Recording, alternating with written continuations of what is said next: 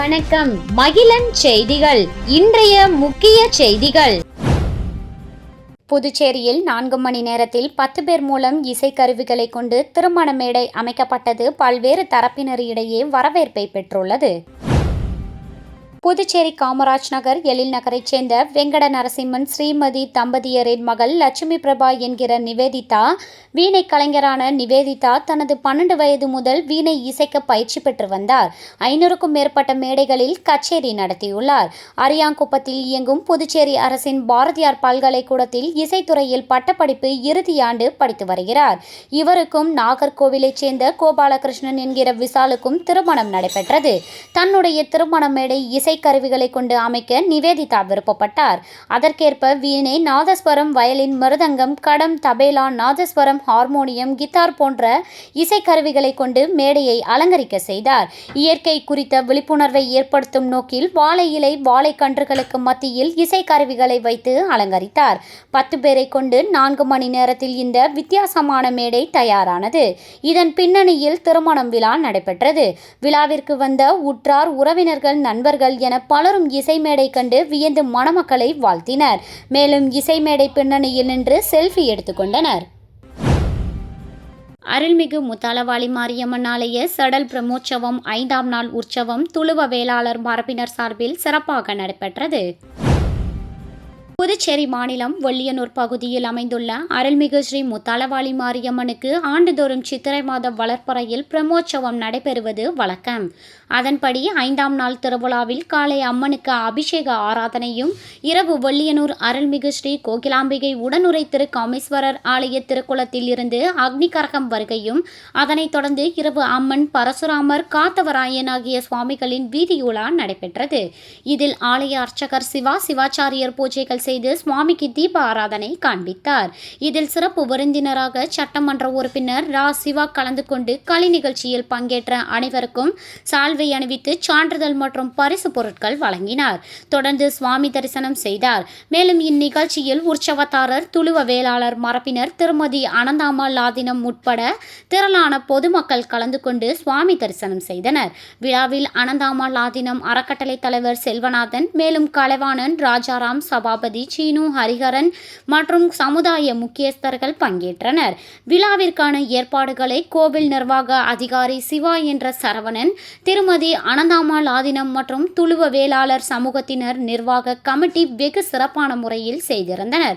கலை நிகழ்ச்சி ஒருங்கிணைப்பு ரா. பரசுராமன் செய்திருந்தார். முக்கிய நிகழ்வாக வெள்ளியனூர் செல்வி காவியாவின் இசைத்தென்றல் குழுவினரின் பரதநாட்டியமும், தொடர்ந்து சிலம்பாட்டம், வானவேடிக்கை, மின் அலங்காரத்துடன் சுவாமி வீதி உலா நடைபெற்றது.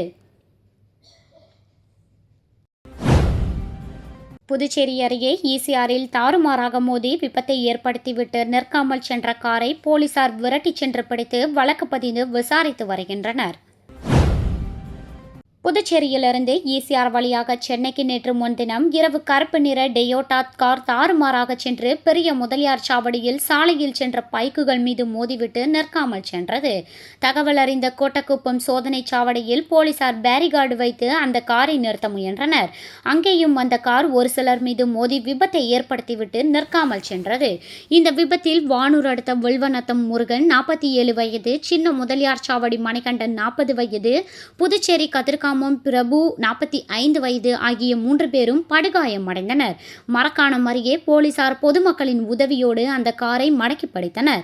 அப்போது பொதுமக்கள் காரில் இருந்தவர்களை சராமரியாக தாக்கினர். காரில் இருந்த 2 பெண்கள் உட்பட 4 பேரிடம் போலீசார் விசாரணை செய்தனர். அதில் காரை ஓட்டி வந்தவர் தேனி மாவட்டம் பெரியகுளம் பகுதியைச் சேர்ந்த முகிலன் 21 வயது என்பதும், உடன் இருந்தவர்கள் தூத்துக்குடி சின்னக்கடை தெருவைச் சேர்ந்த திவாகர் 22 வயது, ஆத்மிகா 20, ஸ்ரீநிதி 20 என்பதும் அனைவரும் சென்னையில் சட்டக்கல்லூரியில் படித்து வந்தது தெரிய வந்தது. மேலும் விசாரணையில் நண்பரின் பிறந்த நாளை கோட்டக்குப்பம் அடுத்த சின்ன முதலியார் சாவடியில் கொண்டாடிவிட்டு மது போதையில் வந்ததும் தெரிய வந்தது. அந்த காரை கோட்டக்குப்பம் போலீசார் பறிமுதல் செய்து வழக்கு பதிந்து விசாரித்து வருகின்றனர். சுகாதாரத்துறையின் தொடர் நோய் கட்டுப்பாட்டு நடவடிக்கையால் உள்ளூர் தொற்றினால் மலேரியா ஏற்படாத நிலையை தற்போது புதுச்சேரி அடைந்துள்ளதாக நலவழித்துறை தெரிவித்துள்ளது. இது குறித்து சுகாதாரத்துறை இயக்குனர் விடுத்துள்ள செய்திக்குறிப்பில், ஒவ்வொரு ஆண்டும் ஏப்ரல் 25ஆம் தேதி உலக மலேரியா தினம் அனுசரிக்கப்படுகிறது. இதற்கு ஒவ்வொரு ஆண்டும் ஒரு கருத்தை அடிப்படையாக கொண்டு உலக நாடுகள் மலேரியா ஒழிப்பு நடவடிக்கையை முழுவீச்சாக திறம்பட செயல்படுத்திக் கொண்டு இருக்கின்றனர். அவ்வகையில் 2026 கருத்து மலேரியாவை ஒழித்திட இப்போது நம்மால் முடியும், நாம் செய்தே ஆக வேண்டும் என்ற கருத்தை முன்னிறுத்தியே செயல்பட உலக சுகாதார அமைப்பு வலியுறுத்தியுள்ளது. உலக மலேரியா தினத்தின் அனுசரிப்பு நோக்கம் இந்த நாளில் இருந்து மலேரியா ஒழிப்பு நடவடிக்கையை துரிதப்படுத்த வேண்டும் என்ற அடிப்படையில் நோய் பரவுவதற்கு உகந்த பருவமழை காலங்களில் முனைப்போடு செயல்பட வழிவகுக்கிறது. மலேரியா இல்லாத புதுவை உருவாக்குவோம், மலேரியா இல்லாத இந்தியாவை உருவாக்குவோம் என கூறப்படுகிறது. புதுச்சேரியில் வெயிலின் தாக்கம் அதிகம் இருப்பதால் காலை 11 மணி முதல் மதியம் 3 மணி வரை பட்டாசு தயாரிக்கும் பணி செய்ய வேண்டாம் என போலீசார் அறிவுறுத்தியுள்ளனர். புதுச்சேரியில் பட்டாசு தயாரிக்கும் தொழிற்சாலைகள் கிடையாது. இருப்பினும் அரியாங்குப்பம், திருக்கனூர், கூனிச்சம்பட்டு, செட்டிப்பட்டு, சுத்துக்கேணிப்பட்டு கிராமம் பகுதிகளிலும் நாட்டு பட்டாசு தயாரிக்கப்படுகிறது. இந்த இடங்களில் பாதுகாப்பு நடவடிக்கைகள் முறையாக எடுக்கப்பட்டுள்ளதா என போலீசார் சோதனை செய்தனர். திருக்கனூரில் போலீஸ் இன்ஸ்பெக்டர் ராஜ்குமார் தலைமையில் போலீசார் சோதனை நடத்தினர். திருக்கனூர், கூனிச்சம்பட்டு, சுத்துக்கேணி, செட்டிப்பட்டு பகுதிகளில் பட்டாசு தயாரிக்கும் இடங்களுக்கு சென்று பாதுகாப்புடன் பட்டாசுகளை தயாரிக்க வேண்டும், பாதுகாப்பு விதிமுறைகளை கட்டாயம் பின்பற்ற வேண்டும் என போலீசார் அறிவுறுத்தினர். மேலும் வெயிலின் தாக்கம் அதிகம் இருப்பதால் காலை 11 மணி முதல் மதியம் 3 மணி வரை பட்டாசு தயாரிக்கும் பணி செய்ய வேண்டாம் என அறிவுறுத்தினர். விற்பனை செய்வோரின் விவரங்கள் மற்றும் முகவரியை பெற்றிருக்க வேண்டும் என்று தெரிவித்தனர். மேலும் பட்டாசு தயாரிப்போரிடம் உரிய உரிமம் இருக்கிறதா என்றும் ஆய்வு செய்தனர். புதுச்சேரி லாஸ்பேட்டையில் ரூபாய் 1.50 லட்சம் மதிப்பிலான 200 கிலோ குட்கா பொருட்களை போலீசார் பறிமுதல் செய்தனர். புதுச்சேரி லாஸ்பேட்டை ஜீவானந்தபுரம் திருப்பூர் குமரன் வீதியில் தடை செய்யப்பட்ட குட்கா பொருட்களை பள்ளி, கல்லூரி மாணவர்கள் மற்றும் பொதுமக்களுக்கு விற்பனை செய்து வருவதாக தன்வந்திரி நகர் போலீசாருக்கு தகவல் வந்தது. அதன் பேரில் inspector Nagarajan, sub inspector Rajan, வடக்கு குற்றப்பிரிவு சப் இன்ஸ்பெக்டர் ராஜி மற்றும் போலீசார் சம்பவ இடத்திற்கு சென்று விசாரணை நடத்தினர். அப்போது அங்கு சந்தேகப்படும்படி நின்றிருந்த நபரை போலீசார் பிடித்து விசாரித்த போது தடை செய்யப்பட்ட குட்கா பொருட்கள் விற்பனை செய்து வருவது தெரிய வந்தது. பின் அங்கிருந்த அவருக்கு சொந்தமான குடோனில் சோதனை செய்த போது ரூபாய் 1,50,000 மதிப்பிலான 200 கிலோ குட்கா பொருட்கள் பதுக்கி வைத்திருப்பது தெரிய வந்தது. விசாரணையில் குயவர்பாளையம் TR நகர் முதல் குறுக்கு தெருவைச் சேர்ந்த மாசானாமுத்து 50 வயது என்பதும் தனது வீட்டின் அருகே மளிகை கடை நடத்தி வருவதும் தெரிய வந்தது. பெங்களூருவிலிருந்து குட்கா பொருட்களை வாங்கி வந்து இங்கு உள்ள சிறிய கடைகளுக்கு விற்பனை செய்து வருகிறார். அவரிடம் இருந்து குட்கா பொருட்களை பறிமுதல் செய்த போலீசார் அவர் மீது வழக்கு பதிந்து கைது செய்தனர். வில்லியனூரில் பிரசித்தி தூய அன்னை லூர்து ஆலயத்தில் உண்டியலை உடைத்து பணத்தை திருடிச் சென்ற திருடனுக்கு வில்லியனூர் போலீசார் வலைவீச்சு.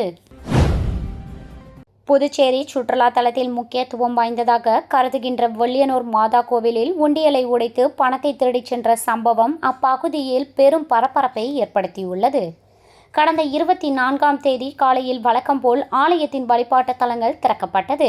அப்பொழுது ஆலயத்தில் உள்ள உண்டியலை உடைக்கப்பட்டு இருந்ததைக் கண்டு அதிர்ச்சி அடைந்த ஆலயத்தின் ஊழியர்கள் பங்குத்தந்தை ஆல்பர்ட்டிற்கு தகவல் கொடுத்தனர். பின்னர் வில்லியனூர் காவல் நிலையத்தில் ஆலயத்தின் உண்டியல் உடைத்து பணத்தை கொள்ளையடித்து இருப்பதாக பங்குத்தந்தை ஆல்பர்ட் புகார் அளித்தார்.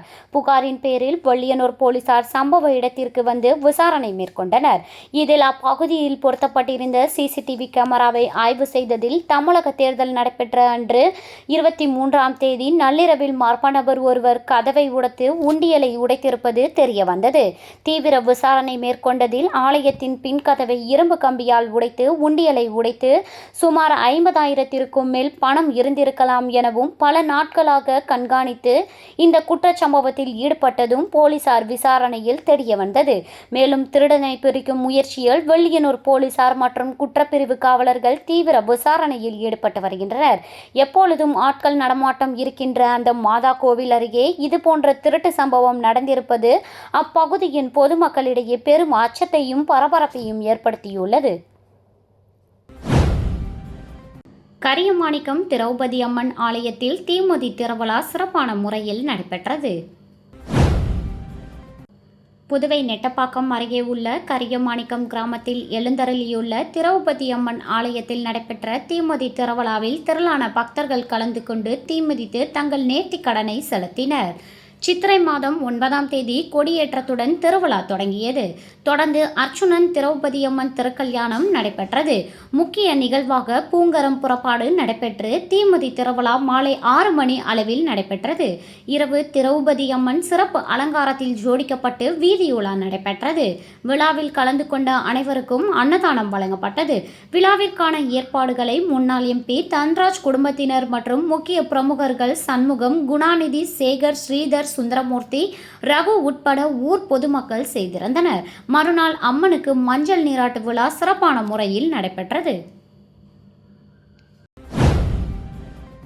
பெண்களுக்கான 33% இடஒதுக்கீட்டிற்கு எதிர்ப்பு தெரிவித்த காங்கிரஸ் மற்றும் திமுக உள்ளிட்ட இந்தி கூட்டணி கட்சிகளை கண்டித்து புதுச்சேரியில் பாஜக மகளிர் அணி சார்பில் பேரணி நடைபெற்றது.